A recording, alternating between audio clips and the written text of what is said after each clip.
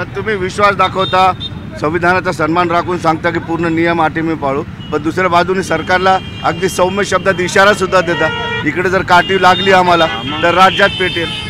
पेटेल नाही म्हणलं मी. म्हणजे आंदोलन होती लोकशाही. मग अहो तुम्हाला सांगतो, जर काठी लागली ना त्यांनी बघूच नाही, मी जे बोललो ते खरं होत असतं. काठी जर लागली ना मुंबईत पोराला, तुम्हाला महाराष्ट्रातले मराठी इकडे आलेले दिसते. पुन्हा जर त्रास झाला, यावं करू नका आणि तेव्हा करू नका, तर लेकरा बाळासहित तुम्हाला मुंबईत दिसेल. आणि जास्तच जर त्रास झाला तर सगळ्या पक्षातले मराठी 75 वर्षात पहिल्यांदा तुम्हाला असं दिसते की जातीच्या स्वाभिमानासाठी आणि अस्तित्वासाठी सगळे एका बाजूला दिसतील. मनोज जरांगे शब्द आयबीएन लोकमतवर ध्यानात ठेवा तुम्ही. एक बी मराठा लाथाळणार डायरेक्ट पक्षाला, कोणत्या सत्ताधाऱ्यातला नाही आणि विरोधातला एकही मराठा तुम्हाला घरी नाही दिसतात.